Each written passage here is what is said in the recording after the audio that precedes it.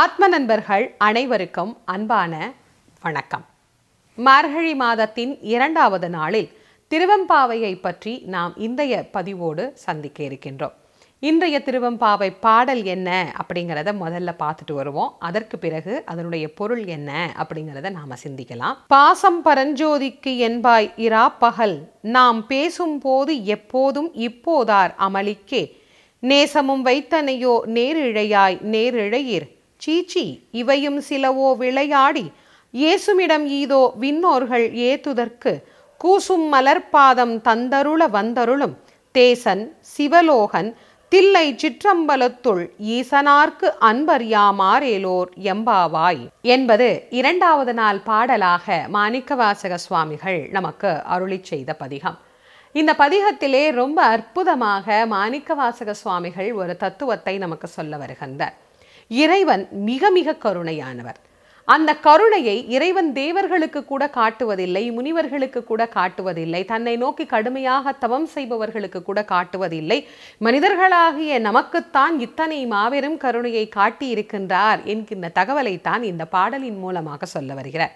முதல்ல அந்த 2 வரிகளுக்கு என்ன பொருள் அப்படிங்கிறத நம்ம பார்த்துட்டு வருவோம். அதற்கு பிறகு இதனுடைய தாத்பரியம் என்ன அப்படிங்கிறதை நாம சிந்திக்கலாம். முதல் 2 வரி, பாசம் பரஞ்சோதிக்கு என்பாய் இராப்பகல் நாம் பேசும்போது எப்போதும் இப்போதார் அமளிக்கே. ஒரு 2 தோழிமார்கள் பேசுவது போல இதை ஆரம்பிக்கின்றார். ஒரு 2 தோழி பெண்கள் பேசுறாங்க.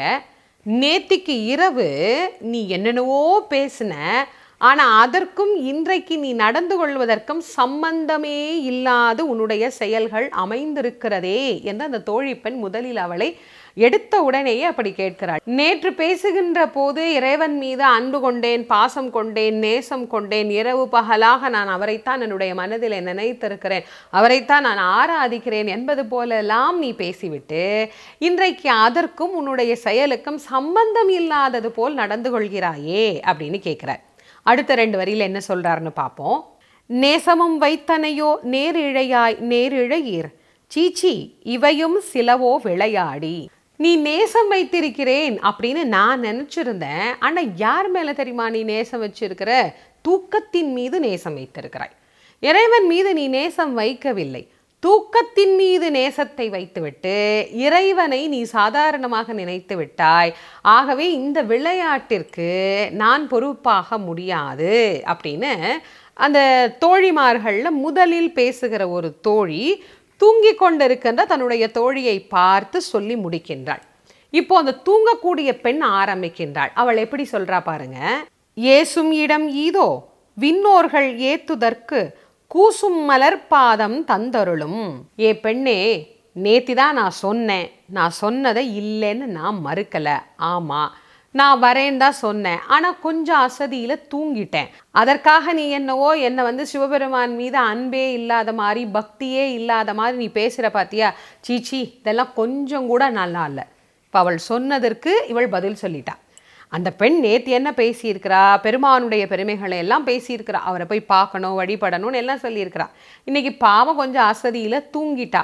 அதுக்கு வந்த தோழி அவளை எழுப்புகின்ற போது என்ன சொல்றா? நேற்று ஒன்று பேசுகிற, இப்போ வேற நடக்கிற, இதெல்லாம் நல்லா இல்லைங்கிறா. உடனே இவள் எழுந்து சொல்கிறா, என்ன நான் கொஞ்சம் அப்படி அசந்துட்டேன், அதுக்கு என்னை பற்றி நீ இப்படி பேசுறியே, சேச்சே இதெல்லாம் நல்லா இல்லை அப்படின்னு சொல்லிட்டு கூசும் மலர்பாதம் தந்து அருள வந்து அருளும் அப்படின்னு சொல்கிறா. அதாவது பெருமானுடைய அந்த பாதங்கள் இருக்கு பார்த்தீங்களா, அந்த பாதங்கள் தேவர்களும் முனிவர்களும் தேடி காண முடியாத பாதம்.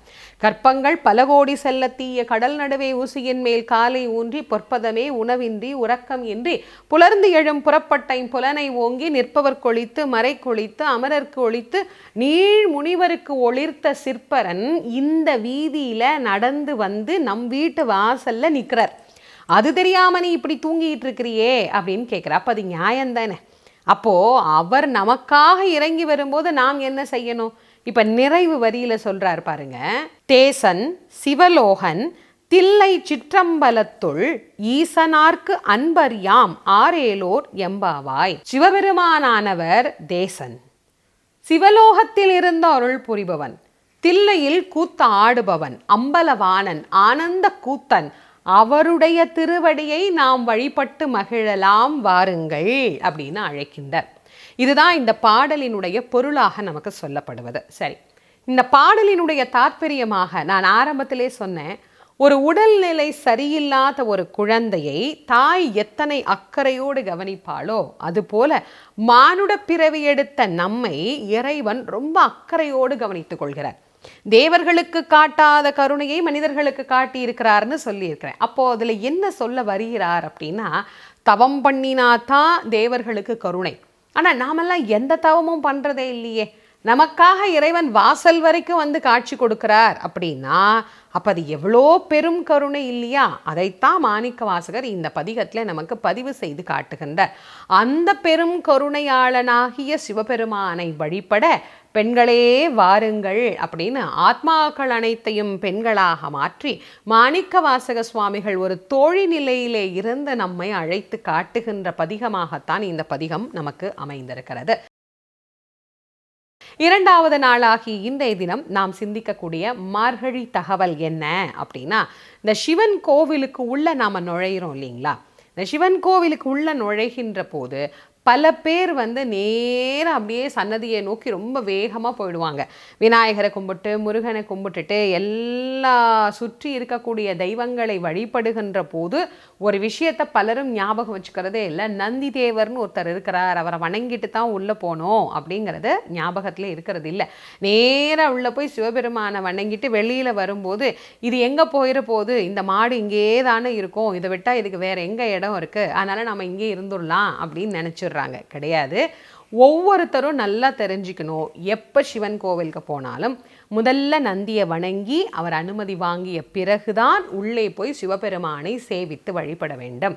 ஏன்னா சிவபெருமானுக்கு மெய்க்காவலராக மட்டுமல்ல, சிவனை வழிபட அனுமதி தருகின்ற நிலையில் இருக்கக்கூடியவரும் நந்திகேஸ்வரர். அந்த நந்திகேஸ்வரர் ஈஸ்வர பட்டமும் பெற்றவர். அதனால நந்திகேஸ்வரரை வணங்கி அவர் அனுமதி வாங்கிய பிறகு உள்ளே போய் பெருமானை சேவித்து மகிழ வேண்டும்.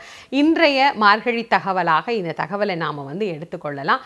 மீண்டும் நாளை திருவெம்பாவையில் உங்கள் அனைவரையும் சந்திக்கும் வரை உங்கள் அனைவருக்கும் நன்றியும் வணக்கமும் கூறி விடை பெறுவது திருமுருக வள்ளல் வாரியார் சுவாமிகளின் மாணவி தேசமங்கையர்க்கரசி. நன்றி, வணக்கம்.